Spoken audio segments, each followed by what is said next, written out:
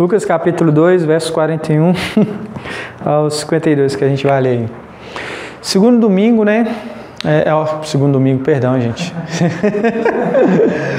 Ai, gente, desculpa. É a velhice.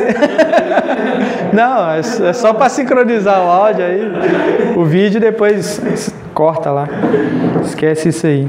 Ó, grava só depois disso aqui, né? Sobe antes disso não, né? Depois jovem aí passa vergonha na internet, né? Não, mas primeiro domingo, né, após o Natal, é interessante, porque a gente já vem aí já há algumas semanas meditando no Advento, especificamente 4 semanas já, né? 4 domingos, na espera, na expectativa da vinda do Messias. Então a gente tratou de vários temas a respeito aí desse período e agora a gente inicia uma nova estação. Na verdade, essa estação se iniciou no dia 24, que é a estação do Natal, que é um período dedicado a pensar e meditar no nascimento de Cristo, mas também em situações que acompanharam ali os primeiros momentos da sua infância. Né? Então, quando você pega ali o lecionário ou até mesmo outros materiais devocionais que trabalham com essa estação, com esse período, você vai ver que os textos estão voltados sempre para momentos após o nascimento de Jesus ou alguns momentos antes do nascimento de Jesus, principalmente os cânticos de Simeão, a oração de Zacarias, o cântico de Maria, as palavras da profetisa Ana, ou até mesmo algumas outras circunstâncias que acompanham esse momento ali. E uma dessas circunstâncias que acompanha esse período, né, essa estação do Natal, é o relato de Lucas a respeito de um momento específico da infância de Jesus. Na verdade, o final da infância de Jesus, início da vida adulta de Jesus Cristo, onde ele mostra ali que Jesus já tinha consciência de que ele era o Filho de Deus, ele já tinha consciência de um relacionamento especial com Deus Pai. E é em cima desse texto que nós vamos meditar hoje. Mas veja, olha que interessante, para nós caiu muito bem meditar sobre esse tema nesse momento. Por quê?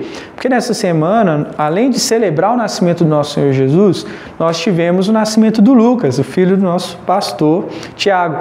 Então, assim, eu imagino tudo que o Tiago esteja passando, mas que nós também vamos passar no sentido de acompanhar o crescimento do Lucas.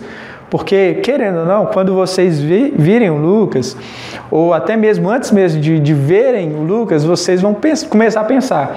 Porque eu já tenho pensado assim, imagino que vocês vão pensar também. Nossa, como é que será? Como é que será a criação dele? Como é que ele vai se parecer? Vai se parecer mais com o Tiago, mais com a Carla? Como é que vai ser a fisionomia dele? Será que vai ser bonito? Será que ele vai parecer com o Tiago?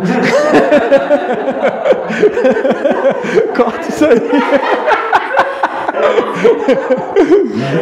Brincadeiras à parte. Brincadeiras à parte. O que acontece? Todo nascimento gera consigo expectativas. Toda vez que a gente vê um bebê, uma criança, a gente tem expectativas sobre aquela criança. E não foi diferente com Jesus. Agora imagina vocês no lugar de José e de Maria. Eles receberam visita de anjos que anunciaram que aquele menino seria o Salvador. Eu creio que eles entenderam que aquele menino seria o Messias. Mas veja, ele nasce numa estrebaria, um local onde os animais ficavam ali e se alimentavam. Tanto é que ele é colocado numa manjedoura. A manjedoura é o local onde os animais se alimentam. Então veja, pensa você nessa circunstância. Jesus acabou de nascer, está ali você e sua esposa numa manjedoura, ou você e o seu marido numa manjedoura, ou numa estrebaria, na verdade, e o bebê numa manjedoura, e aí vocês pensam, esse é o Messias, esse é o futuro rei de Israel. Honestamente, eu vou ser muito sincero para vocês, eu com a minha mente e o meu coração pecaminoso, eu pensaria,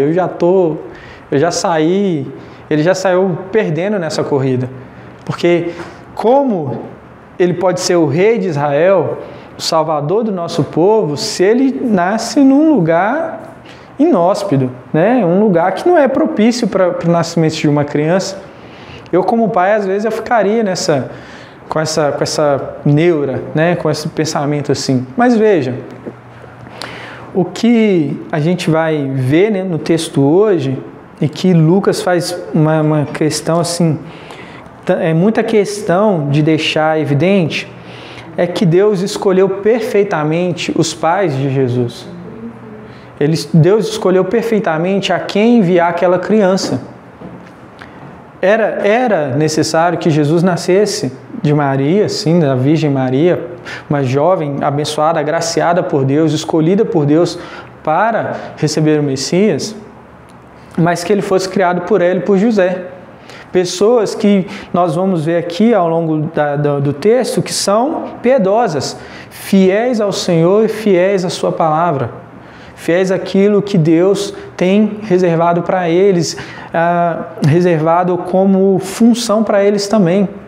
Então, a gente vai meditar um pouco nisso, em cima desse texto e em cima da consciência de Cristo, de que Ele é o Messias, de que Ele é o Filho de Deus, para que a gente possa ver um pouco das nossas relações aqui na Terra, então falar um pouco da responsabilidade dos pais. Veja, alguns de vocês aqui serão pais, outros também, ou não sei, né? Deus sabe do caminho de cada um, estou brincando aqui, mas é bom a gente ter consciência a respeito disso, e não só isso, tendo consciência da função dos pais, ver como em comunidade nós podemos servir, prestá-los, auxiliá-los na responsabilidade que eles têm. E não só isso, pensando na responsabilidade dos pais e vendo a relação de Jesus com José e com Maria, possamos refletir também na nossa relação com os nossos pais. E por fim, meditar e refletir na nossa relação com o Pai Supremo, com o Pai, Deus Pai, que é Pai do nosso Senhor Jesus Cristo. E ver como a relação de Jesus e a consciência dele de filho é fundamental para a nossa salvação, para o nosso crescimento e desenvolvimento como cristãos também. Então, é sobre tudo isso aí que eu quero falar um pouquinho com vocês nessa noite. Então, vamos meditar no texto? Vamos ler o texto para a gente poder começar a analisá-lo? Diz assim, Lucas capítulo 2, versículo 41. Todos os anos, os pais de Jesus iam a Jerusalém para a festa da Páscoa. Quando ele atingiu os 12 anos, foram a Jerusalém, segundo o costume da festa.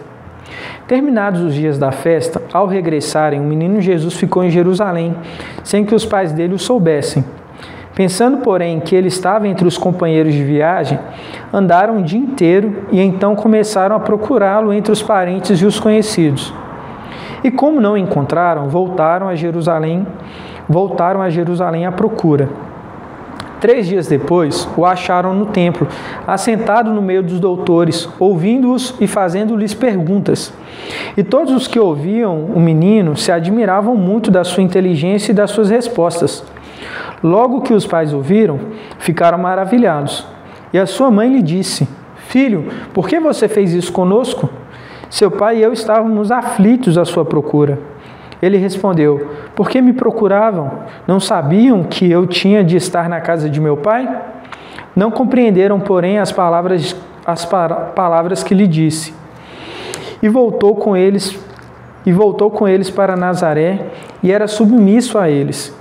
E a mãe dele guardava todas essas coisas no coração. E Jesus crescia em sabedoria, estatura e graça diante de Deus e dos homens. Amém. Senhor Deus Pai, que o Senhor possa falar aos nossos corações nessa noite, que o Senhor nos guie aqui na meditação da Tua Palavra, que o Seu Espírito Santo, Pai, ilumine os nossos corações e nossas mentes para compreendermos e não só compreendermos, obedecermos a Tua Palavra, Senhor. Que apesar das minhas limitações e dificuldades, o Senhor me utilize como um canal para comunicar o Teu Evangelho, a Tua Palavra ao Teu povo, Pai. Assim, nós oramos ao Senhor e Te agradecemos. Amém. Então, olha só que interessante, gente. Esse texto aqui é de uma riqueza extraordinária. Porque ele começa o seguinte, dizendo que todos os anos os pais de Jesus iam a Jerusalém para a festa da Páscoa. O que está aqui em jogo? É que todo homem judeu, e a gente vai ver que esse texto aqui e essas tradições, elas estão muito associadas à figura do homem, tá bom? Então, por isso mesmo, José é uma figura muito importante para esse texto aqui. Mesmo que ele não apareça tanto, ele é muito importante. Por quê? Porque existiam 3 festas que um judeu deveria estar em Jerusalém quando elas acontecessem, né? Principalmente o homem. E uma dessas, ou a principal delas, a que era mais bem observada, era a festa da Páscoa. E o texto aqui, Lucas está nos dizendo que os pais de Jesus iam todos os anos, mostrando fidelidade deles ao Senhor, fidelidade dele à lei do Senhor, buscando cumprir a vontade de Deus. Não à toa, no capítulo 2 de Lucas, Lucas fala várias vezes a respeito da lei do Senhor, mas se referindo aos pais de Deus, de Jesus Cristo, dizendo que eles buscavam cumprir a lei do Senhor, e aqui eles estão cumprindo a lei do Senhor.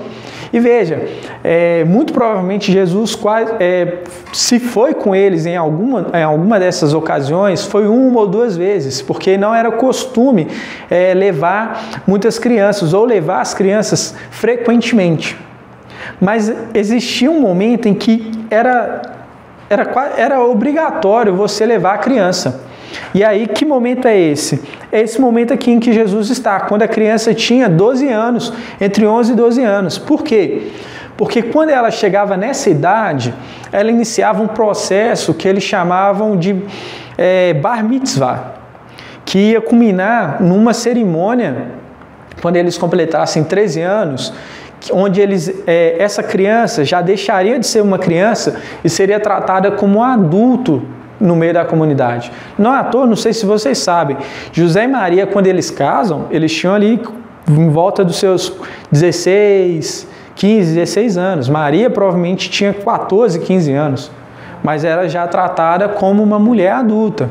Por causa disso, ali chegava nos 13 anos, o homem, quando ele passava por esse processo, ele então era considerado como a criança, né, quando passava por esse processo, ao término dele, ali nos seus 13 anos, ele era recebido pela comunidade como um adulto, responsável, religiosa e juridicamente mesmo, civilmente, diante de toda a sociedade, ou seja, ele era tratado como um homem a partir daquele momento. Então, os pais de Jesus estão cumprindo o costume, eles estão cumprindo aquilo que era previsto, o quê? Levar Jesus 1 ano antes dele completar 13 anos, para ele iniciar esse processo, onde ele seria instruído na Torá, ele seria instruído na lei do Senhor, e ali, ao término daquele processo, ao término daquele 1 ano, ele seria recebido pela comunidade como um homem adulto, né? Tanto é que, quando ele ia para esse momento, aos 12 anos, eles chamavam aqueles meninos que estavam passando por esse processo de filhos da aliança. Por causa disso, porque eles estavam sendo inseridos na aliança do povo de Israel. Mesmo que eles já participassem da aliança por meio da circuncisão, agora eles estavam sendo instruídos e capacitados a serem independentes, a atuarem de forma madura dentro da comunidade. Então, eles iam começar ali suas obrigações religiosas e jurídicas diante de toda a comunidade ao término daquele processo. E os pais de Jesus estão realizando, cumprindo esse ritual que era esperado da parte deles, né? E veja, isso é muito interessante, porque Jerusalém, nesse período, ela tinha 25 mil habitantes, em média, mais ou menos, né? Estima-se que ela tinha 25 mil habitantes, mas nesse período de festa, ela chegava a ter até 120 mil pessoas lá. Então, assim, saía de 25 mil para 60 até 120 mil pessoas, ou seja, tinha muita gente na cidade nesse período. Isso é importante a gente saber disso. Por quê? Porque o texto vai dizer que depois que termina a festa, e a festa durava cerca de 1 semana, 7 dias, depois que a festa terminou, as pessoas foram voltar para suas cidades. Agora, pensa só, imagina que a gente fosse fazer uma excursão, juntasse aqui, vamos dar um rolê lá para Ouro Preto, mas sem carro. A gente vai ter que ir a pé. Quem topa? Não? Ninguém? Ninguém toparia? Que isso, velho? Ouro Preto é da hora, é mó pertinho aqui, ó. É da hora, mas a pé é complicado, não é? Por que é complicado? Porque além de ser muito longo, a gente teria que pensar numa logística, né? A gente teria que pensar em locais para a gente descansar, mas não só isso, é perigoso. Então, quanto mais pessoas você tivesse junto de você, melhor, porque a segurança era maior. Então imagina, Jesus, nascido numa cidade que, vamos supor, ou um Ouro Preto da vida, ele tinha que vir até Jerusalém com seus pais por causa da festa e retornar. Mas não só Jesus e não só José e Maria, mas várias famílias tinham que fazer isso também. Então essas famílias lá de Ouro Preto se reuniam, juntavam e vinham caminhando a pé até Belo Horizonte para poder fazer a festa e depois voltavam caminhando a pé para as suas cidades. E aí olha que interessante, nesse processo foi se criando o hábito de que as mulheres e as crianças fossem na frente. Então as mulheres e as crianças iam na frente e os homens iam atrás. Por quê? Porque as mulheres e as crianças iam ditando o ritmo. Então, pensa só, Jesus está com 12 anos e iniciou esse processo de transição da infância para a vida adulta. Né? Então, a partir daquele momento ali, poderia acontecer a seguinte circunstância, de que José pensando, não, Jesus é uma criança, ele está com Maria, certo? Está com a Maria, com as outras crianças, com os vizinhos, então ele está lá de boa com o pessoal. Só que Maria poderia estar pensando assim, não, Jesus está com José, afinal de contas agora ele vai andar com os homens, ele vai, né, e tal, vai ser tratado como homem, ele deve estar ali já trocando ideia, já com os caras e tudo mais. Então, o texto fala, né, que imaginando que ele está ali com os vizinhos, com os companheiros e tal, os pais não se preocuparam. Mas era comum que chegasse à noite, eles parassem a caminhada e acampassem em volta da estrada para retomar a caminhada no dia seguinte. Aí imagina, José e Maria param lá com o povo, todo mundo começa a montar a barraca e eles estão assim, cadê Jesus? Cadê Jesus? Aí procura com Joãozinho, Joãozinho, você viu Jesus? Não. Aí procura lá com Sebastião, você viu Jesus? Não. Aí procura com a Josefina, não vi Jesus. Aí eles começam a ficar preocupados. Jesus, cadê Jesus? Cadê Jesus?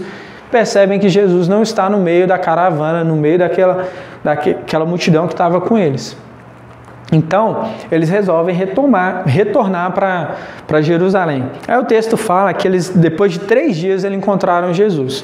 Não se sabe ao certo se, quando fala esses 3 dias, se estão fazendo uma conta exata, precisa assim, porque leva 1 dia de caminhada, e aí depois de 1 dia de caminhada, eles perceberam que Jesus não estava no meio deles, então foi 1 dia, volta 1 dia, certo? Então já foram 2 dias, e aí talvez ficaram mais 1 dia procurando Jesus e ao término desse dia encontraram Jesus, ou seja, 3 dias. Não se sabe se é isso ou se chegando em Jerusalém eles levaram mais 3 dias para encontrar Jesus, o que é muito possível também devido à multidão de pessoas, tá bom?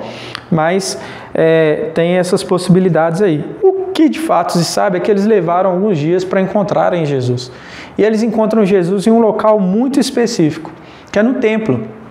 Eles encontram Jesus no templo. Chegando lá no templo, eles encontram Jesus.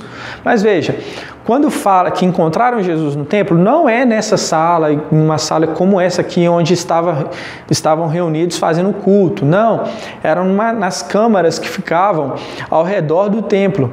Porque essas câmaras e pátios que tinham em volta do templo eram utilizados pelos mestres, pelos rabinos daquela época, para ensinar. E o método de ensino deles naquela época era por meio de propostas de resolução de problemas. Então, chegava um rabino, por exemplo, e aconteceu isso com Jesus, falando assim, ó, se a mulher casou com o marido, aí o marido morreu, aí o irmão pegou ela e casou, mas não teve filho também com ela, e ele morreu, e aí depois de 7 irmãos, que ela casou com 7 irmãos no céu, ela vai ser esposa de quem? Isso é um tipo de problema que era levado para os rabinos naquela época. Era assim que eles tratavam de aprender a respeito da Torá. aprender a respeito da lei. Então, eles apresentavam um problema e alguém apresentava uma solução. Ou mesmo, o próprio rabino apresentava um problema e discutia as soluções com quem estava ouvindo ele. E aí é interessante, porque o texto vai dizer que Jesus demonstrou inteligência, muito provavelmente apresentando problemas também, mas eles ficavam admirados também com o quê? Com as suas respostas. Ou seja, Jesus mostrou desenvoltura e não só isso, mostrou que ele tinha conhecimento da Torá. Isso é muito importante, porque onde Jesus adquiriu esse conhecimento da Torá? Onde ele adquiriu esse conhecimento das Escrituras? Foi sozinho? Foi autodidata? Será que veio uma iluminação do céu? Será que porque ele era Deus, ele já sabia de tudo, então ele já sabia também das palavras de Deus? Eu não acredito que seja isso, não. Eu acredito que ele teve a participação de José e de Maria na educação dele. Que esse temor que Lucas está mostrando, essa piedade que Lucas faz questão de mostrar que eles têm aqui ao longo de todo esse capítulo 2, impactou Jesus de algum modo. Né? Porque enquanto eles cumpriam, olha que interessante, você vê no versículo 39, você vê, por exemplo, dizer, olha, depois de terem cumprido tudo conforme a lei do Senhor, voltaram para a Galileia, para a sua cidade de Nazaré. O menino crescia e se fortalecia, enchendo-se de sabedoria, e a graça de Deus estava sobre ele. Isso é muito interessante, porque isso aqui é Jesus quando era bebê, né? José e Maria acabaram de realizar tudo o que tinha que fazer, levaram ele no templo, apresentaram ele ao sacerdote, ele foi circuncidado e tudo mais. E aí agora eles retornam para casa. E o testemunho que Lucas dá é de que Jesus crescia, ele se fortalecia, se enchendo de sabedoria, e a graça do Senhor estava sobre ele. Isso é sinal de que ele estava sendo educado e ele estava crescendo e se desenvolvendo nessa sabedoria. E sabedoria bíblica, né? No contexto bíblico, no contexto do povo judeu, ela tem muito a ver com uma vida piedosa. Quando você lê o livro de Provérbios, ele vai falar que o temor do Senhor é o princípio da sabedoria. O que é isso? É porque eles têm a compreensão de que sabedoria se constrói a partir de uma perspectiva de vida em que você busca adorar a Deus, e buscando adorar a Deus, você olha para a realidade e você vê verdades, você adquire conhecimento, você desenvolve virtudes, a fim de que, adorando a Deus, você possa desenvolver aquilo de modo que Deus se agrade. Não à toa, a definição que alguns dão de sabedoria bíblica é a habilidade da arte de viver piedosamente. Olha que interessante.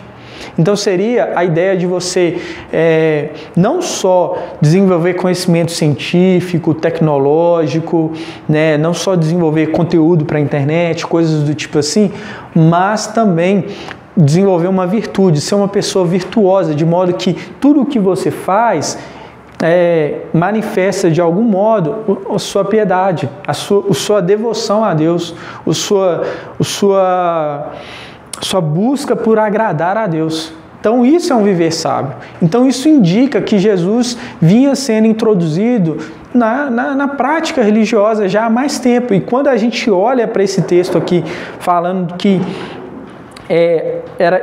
os doutores ficaram admirados com ele, né, com a inteligência que ele tinha, com as respostas que ele dava, isso mostra que Jesus já vinha tendo desenvoltura com o texto bíblico, com as Escrituras, com a Torá, com a lei do Senhor. Ele já vivia uma vida piedosa. Não só isso, versos 48 e 49 vai nos mostrar algo, vai nos revelar algo muito interessante a respeito desse menino Jesus, dessa criança Jesus, que diz, olha, logo que os pais o viram, ficaram maravilhados. Isso mostra que os pais dele também se surpreenderam com a desenvoltura que ele estava tendo ali diante dos doutores da lei. Mas não só isso, a mãe dele disse para ele, né, filho, por que você fez isso? Você fez isso conosco? Seu pai e eu estávamos aflitos à sua procura, né? ele responde: por que me procuravam? Não sabiam que eu tinha de estar na casa de meu pai? Isso aqui é muito, muito importante para nós e muito belo também esse texto. Por quê? José e Maria estão maravilhados com Jesus, com a desenvoltura que ele está demonstrando ali naquele local de ensino. E aí a Maria chega para Jesus, né, como uma mãe amorosa, cuidadora, né, cuidadosa, chega para ele e fala: olha, por que você fez isso com a gente? Eu e o seu pai. Pensa nisso. Ela apontando para José ou não, mas chegando e falando assim: ó, eu e o seu pai o que? José. Estávamos preocupados com você, né? Não é... Veja, Maria não está sendo uma acusadora do tipo, oh, menino, vem cá, peste. Não, né? Mas demonstrando cuidado. Olha, por que você não nos avisou que você estava aqui? Por que você simplesmente não foi com a gente na nossa caminhada e tal? E aí Jesus dá uma resposta que também é gentil, que também é amorosa, mas que revela uma consciência de relação com o Pai que subverte a fala de Maria. Veja só, ele responde para ela, né? Verso 49. Por que me procuravam? Esse por que me procuravam é a ideia de tipo assim, por que vocês estavam preocupados? Por acaso vocês não me conhecem? Mãe, você não me conhece? Se você me conhece, você deveria saber que eu estava cuidando das coisas do meu pai. Como se, tipo assim, você falou do meu pai, da preocupação que você e ele têm comigo, José, mas eu estava cuidando das coisas do meu pai celeste.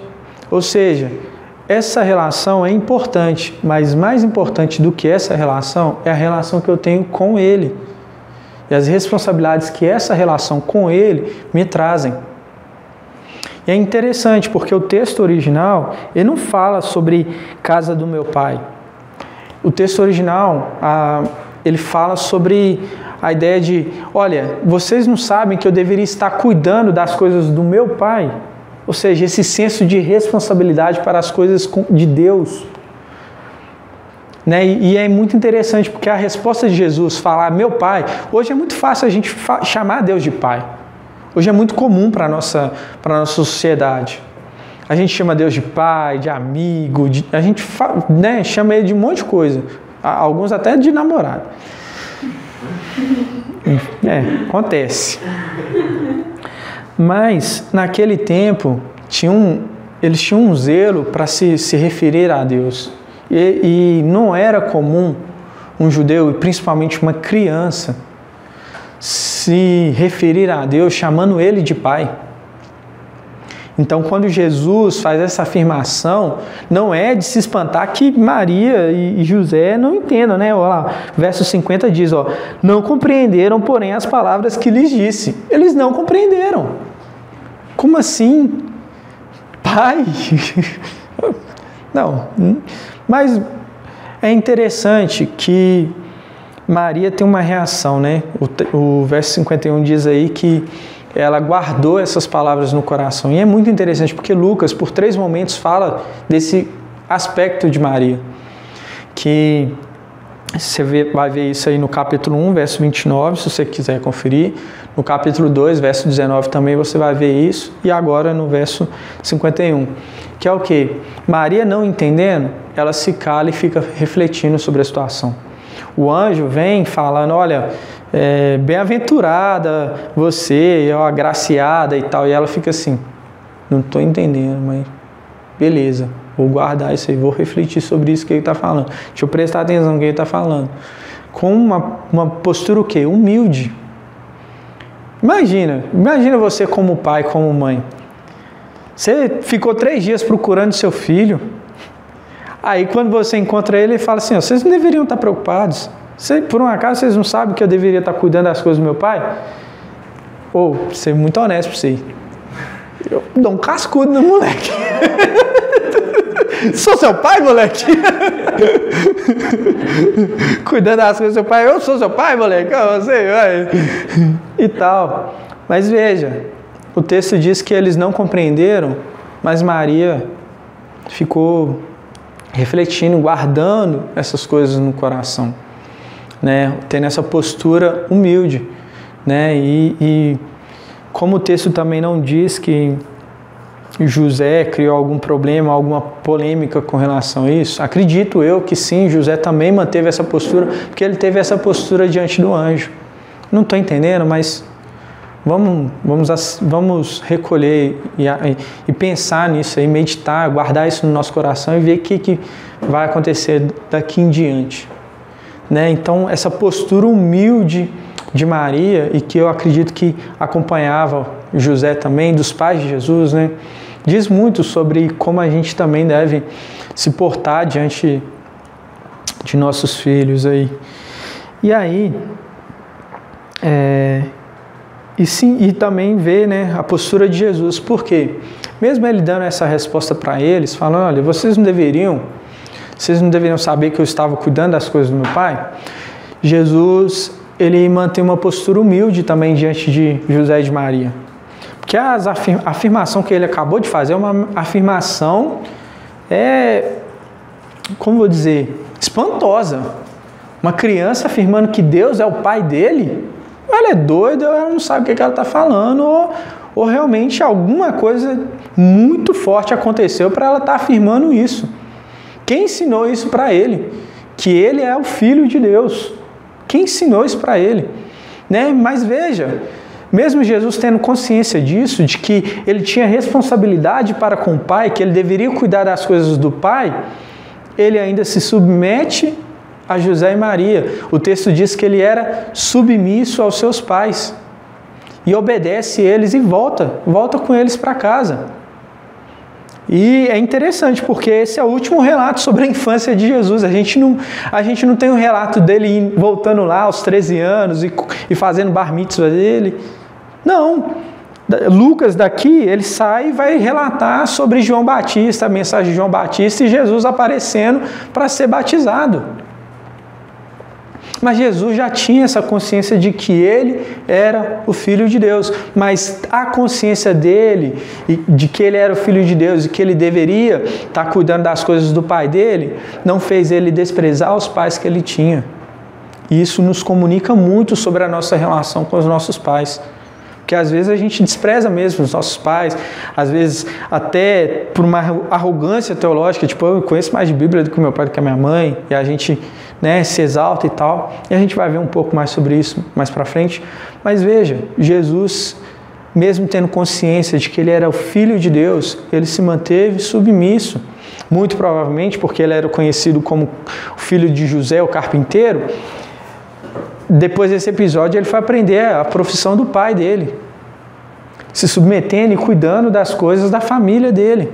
Até que aos 30 anos, aí sim, na idade para iniciar o processo rabínico, né, de se tornar um mestre, ele volta e aparece sendo batizado e tem a identidade dele, de filho, atestada diante de várias pessoas pelo próprio pai. E ele é tentado, gente. Jesus é tentado por Satanás em cima dessa questão dele ser filho de Deus ou não. Então é muito significativo a gente entender e saber que quando criança Jesus já tinha consciência de que ele era o Filho de Deus. A gente não sabe quando é que ele tomou essa consciência ou como ele tomou consciência disso. Mas fato é de que ele sabia que ele era o Filho de Deus, mas isso não o impediu de continuar se desenvolvendo e crescendo como um ser humano. E isso é um absurdo. Isso é coisa assim, que realmente, agora aquele meme do cabeça estourando faz sentido. Porque isso realmente explode a cabeça. Como o Senhor do Universo, a segunda pessoa da Trindade, aquele por meio de qual todas as coisas foram criadas, se submete à condição humana. Se submete aos processos de vida humano. Ele foi gestado. Ele poderia já ter vindo um homem adulto, já formado. Não, mas ele se humilhou, largando mão da sua glória, assumindo a forma humana e passando por cada uma das etapas, sendo alimentado, tendo a fralda dele trocada por Maria, Imagina Jesus tentando dar os primeiros passos ali, aquele que criou o universo tentando dar os primeiros passos. Aquele sem o qual nada existiria, eu e você não existiríamos, um dia teve que alguém lá segurar a mão dele e ajudar ele a dar os primeiros passos. E Jesus se submeteu a isso. E veja, mesmo quando ele já tinha consciência de quem ele era, ele ainda continuava se submetendo aos processos humanos. Não à toa Lucas termina o texto dizendo: Jesus crescia em sabedoria. Sabedoria, a gente falou sobre essa virtude, essa consciência, essa vida piedosa.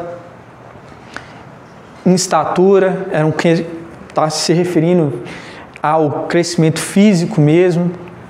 Né? Então, alguns crescem mais, outros menos, por exemplo. Eu cresci um pouco mais, a Dani um pouco menos, mas todos nós crescemos, desenvolvemos. E não só isso, ele crescia em graça diante de Deus e dos homens. Falar que Jesus crescia em graça diante de Deus e dos homens é dizer que ele era aprovado, que ele tinha boa reputação diante de Deus e dos homens. Isso quer dizer que nesse período dos 12 anos até os 30 anos, Jesus era uma pessoa benquista. Mas não só isso, a vida dele de piedosa, religiosa, era aprovada diante das pessoas. As pessoas vinham e falavam: não, esse aí é um judeu piedoso mesmo. Então veja, a gente não tem notícias do que aconteceu entre os 12 e os 18 anos de Jesus. Mas o que a gente sabe é que, como ser humano, ele se desenvolveu e cresceu sendo filho do Zé e benquisto pelas pessoas. O Criador do universo, gente. Isso é o que é o mais absurdo. O cara que podia fazer qualquer coisa, ele optou por viver uma vida humilde. Humilde. Não pecando. E veja, muita gente fala que esse relato que Lucas nos dá aqui, do verso 41 ao 52, é para combater falsos testemunhos que tinham a respeito da infância de Cristo. Porque você vai ver até em livros apócrifos histórias em que Jesus pega barro e transforma barro em pássaros. Em momentos em que ele, por ter consciência de que ele é Deus, ele teria confrontado José e Maria. E o que Lucas está dizendo, não, o relato que nós guardamos e temos a respeito de Cristo é que não, ele era submisso aos seus pais. E veja, quando Lucas fala que Maria guardava essas coisas no seu coração, é muito provável ou que Lucas ouviu o testemunho da própria Maria, ou de alguém muito próximo a ela. Então veja, essa semana saiu um episódio especial da série The Chosen. Vocês conhecem? Não?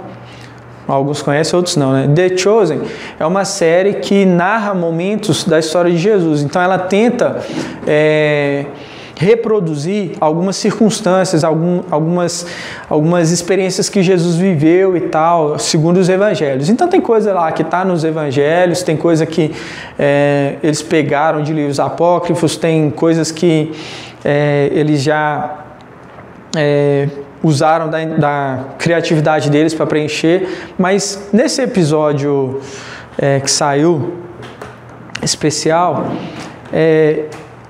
eles mostram, por exemplo, que quem teria relatado para Lucas o cântico de Maria, por exemplo, poderia ter sido Maria Madalena, que seria muito próxima de Maria, mãe de Jesus. Então, ela teria, Maria, mãe de Jesus, teria entregue a ela esse cântico, falado, anota aí e tal, e ter entregue a Lucas. Por quê? Porque realmente, do jeito que Lucas relatou aqui, ou foi a própria Maria que contou para ele, ou alguém muito próximo a ela para falar dos sentimentos dela. Olha, ela ouviu isso e ela guardou no coração, ela ficou refletindo sobre aquela coisa.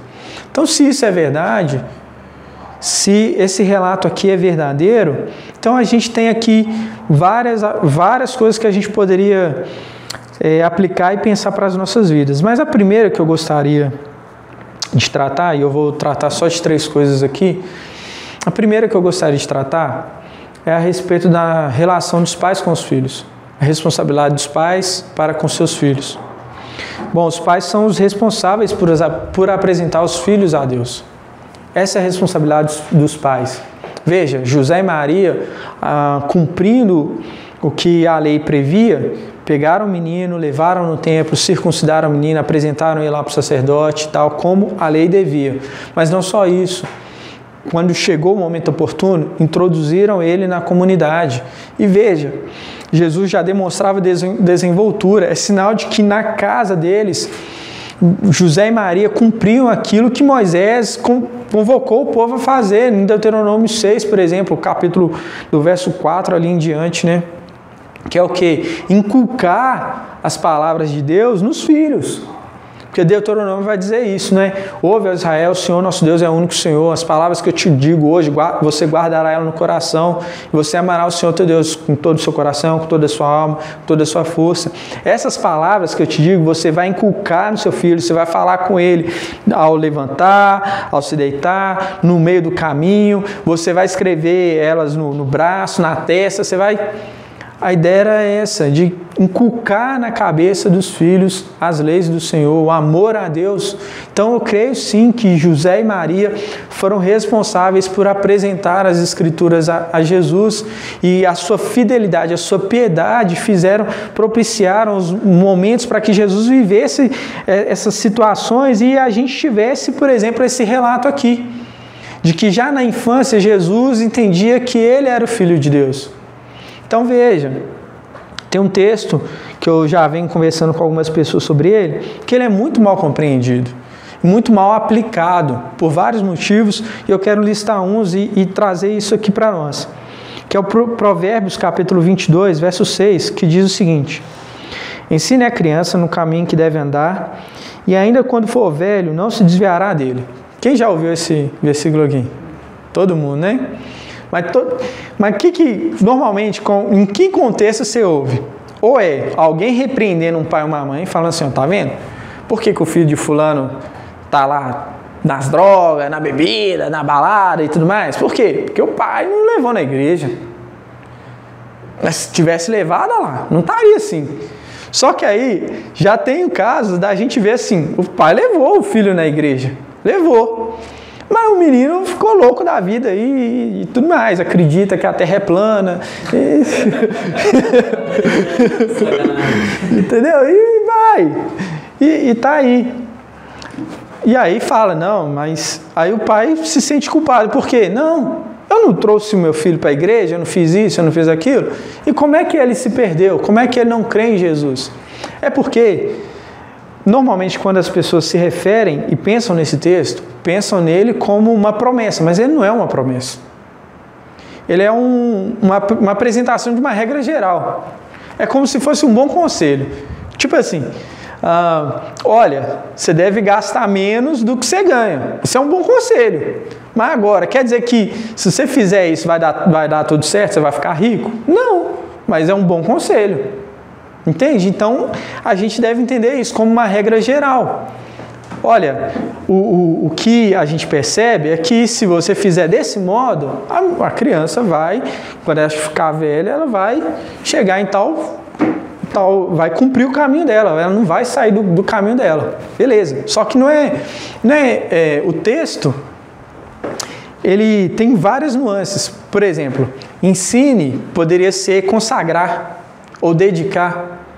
E aí quando a gente vê que Jesus foi iniciado, né, na fé, a gente poderia então tá falando de uma circunstância como essa, em que o pai e a mãe apresentam o filho a uma circunstância, a um caminho, ou até mesmo a uma fé. Então veja, é responsabilidade do pai e da mãe apresentar o filho a Deus. E aí não para aí, porque a criança, a palavra que é traduzida como criança, em outros textos, no próprio livro de Provérbios, é traduzida como jovem. Então, provavelmente, a gente está falando de alguém que está iniciando uma vida adulta, ou seja, alguém que talvez estivesse na mesma circunstância que Jesus, ali entre os seus 12, 13 anos, ou seja, alguém que vai começar a tomar decisões de modo independente. E isso fica mais evidente porque quando você estuda a palavra a expressão que eles traduziram no caminho, era uma expressão problemática. Porque alguns vão defender que talvez a melhor tradução fosse na boca do caminho, ou seja, no início do caminho, no início da caminhada. Então, literalmente essa ideia, olha, você consagra, você dedica, você inicia o seu filho num caminho que ele vai escolher. Porque o caminho é da criança, é do seu filho, é daquela pessoa que está tomando as decisões. Mas você deve o que então? Se ensinar, se dedicar, se consagrar. É se envolver pessoalmente com as escolhas que ele está fazendo. Então veja, não é função da igreja anunciar o evangelho para filho de ninguém. Nós, como comunidade, devemos auxiliar os pais. Então eu, por exemplo, estou esperando o Benjamin.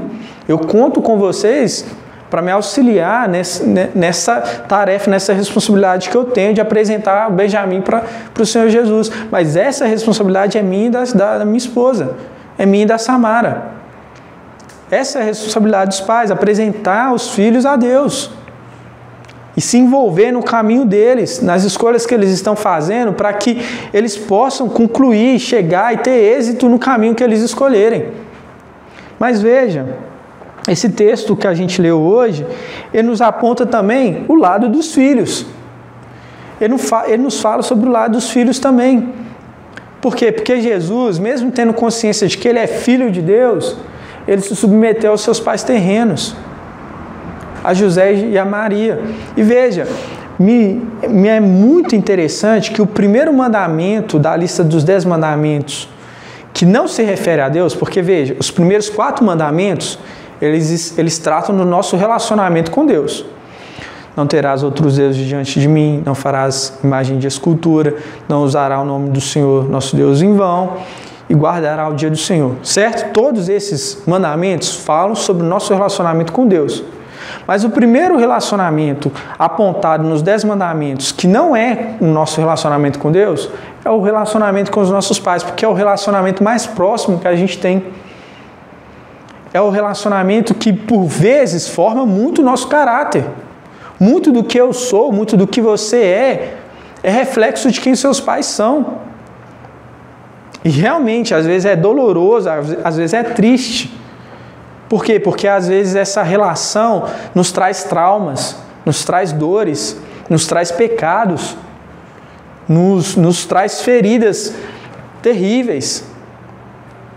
Mas olhando para Jesus e para o seu relacionamento com o Pai e com os seus pais, a gente entende que, independentemente de entender que somos filhos de Deus e que Deus tem um propósito para nós, que vai para além das expectativas dos nossos pais, a gente não deve faltar com respeito a eles.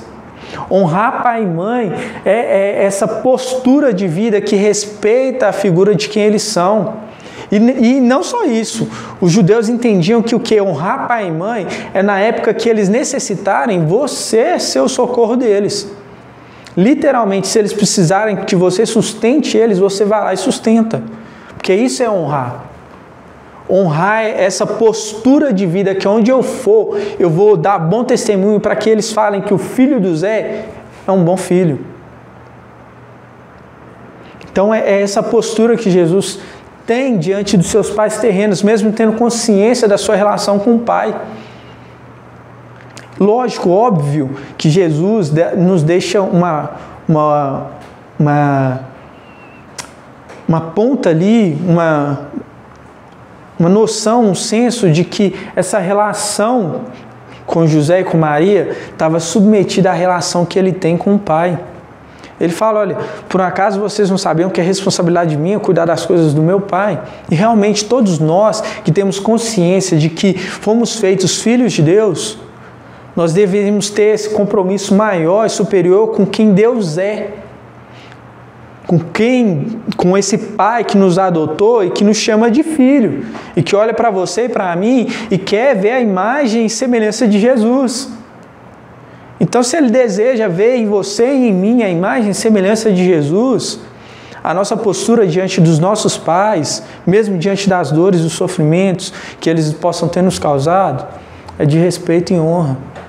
De aprender a amar e perdoá-los, porque eles também são pessoas necessitadas do Pai Celestial, como eu e você. Então Jesus nos ensina isso quando observamos Ele e observamos o seu comportamento diante dos seus pais. Mas não só isso, Ele nos ensina também a necessidade, ou pelo menos nos aponta a necessidade que todo ser humano tem de saber quem ele é. Todo ser humano precisa saber quem ele é. Quem não sabe o que é, vive em angústia, vive buscando a ajuda de pessoas como a Dani, que trabalham com psicologia. Porque é isso, porque todos nós precisamos de um orientador para a nossa vida, precisamos de um norte, de algo que nos dê sentido. E qual é o sentido de existir do ser humano? Qual é o sentido de estar aqui? Porque você e eu fomos criados. A Bíblia vai dizer que nós fomos criados para ser imagem e semelhança de Deus. Mas o que é ser imagem e semelhança de Deus? Ser imagem e semelhança de Deus é essa vocação para nos relacionarmos com Deus, e conforme nós nos relacionamos com Deus, nós manifestamos a glória dele aqui no mundo. Nós exercemos domínio sobre a criação, nós cultivamos e guardamos o jardim, nós fazemos cultura. Veja qual o problema então do ser humano e que criou essa sociedade cada vez mais desumana. É o fato de que todo homem está naturalmente separado de Deus, desse relacionamento que deveria moldar a imagem de quem ele é. Então a gente lê que Jesus tinha consciência de que ele era o Filho de Deus, de que ele tinha um relacionamento especial com o Pai, nos mostra que esse relacionamento, essa consciência que ele tinha diante do Pai, é que dava todo subsídio para o testemunho que Lucas dá a respeito dele, de que ele crescia em sabedoria, estatura e graça. Ele era alguém aprovado por Deus e pelo povo. Porque ele tinha consciência disso, isso moldava o seu comportamento, a sua postura diante do povo. Não só isso, veja, quando Jesus inicia o seu ministério, ele é tentado o quê? Na confiança dele a respeito do que ele é. Porque, não sei se vocês sabem, o texto de Lucas aqui não para no capítulo 2. No capítulo 3, ele vai narrar o batismo de Jesus.